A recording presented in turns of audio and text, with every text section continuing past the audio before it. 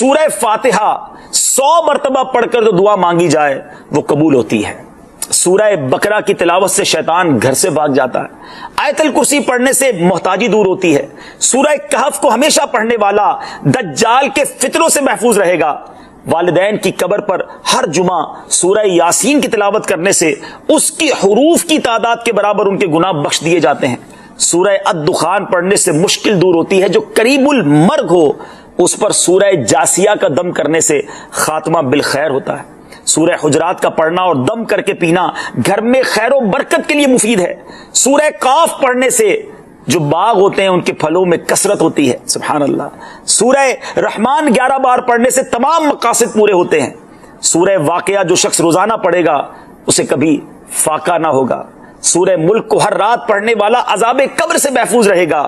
سورہ مزمل کو 11 بار پڑھنے سے ہر مشکل آسان ہو جاتی ہے. سورہ مدثر کو پڑھ کر حفظ قرآن کی دعا مانگنے سے قرآن کریم کا یاد کرنا آسان ہو جاتا ہے. جو بچے حفظ کر رہے ہیں ان کے لیے زبردست وظیفہ ہے. سورہ النازعات پڑھنے سے جان کنی کی تکلیف نہیں ہوگی. سورہ دحا پڑھنے سے بھاگا ہوا آدمی واپس آ جائے گا. سورہ علم نشرح کو جس مال پر پڑھ دیا جائے اس میں خوب برکت ہوتی ہے. سورہ تین والزیتون جو ہے 3 مرتبہ پڑھنے سے اخلاق و کردار بہتر ہوتے ہیں. سورہ علق میں جوڑوں کے درد کا علاج ہے. سورہ قدر جو صبح و شام پڑھے اللہ عز و جل اس کی عزت بڑھا دے گا. سورہ بینہ برس اور یرکان کا علاج ہے.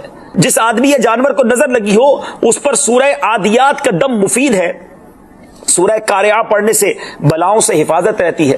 سورہ تکاثر کو 300 بار پڑھنے سے جلد قرض ادا ہو جاتا ہے. کئی لوگ کہتے ہیں جناب قرض بہت ہے, چلے قرآن کا وظیفہ لے لیں. الہاکم التکاثر یہ جو سورت ہے 300 بار پڑھنے سے بہت جلد قرض اتر جاتا ہے. سورہ عصر پڑھنے سے غم دور ہو جاتا ہے.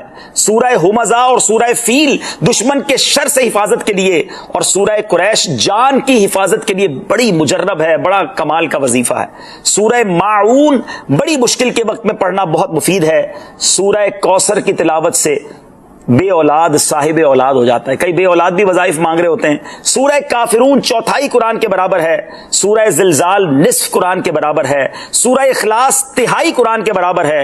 اور سورہ فلق اور سورہ ناس سے جن اور شیطان اور حاسدوں کے شر سے حفاظت رہتی ہے. پھر کیوں نہ ہم قرآن سے دوستی کر لیں, کیوں نہ قرآن کو اپنا ورد بنا لیں.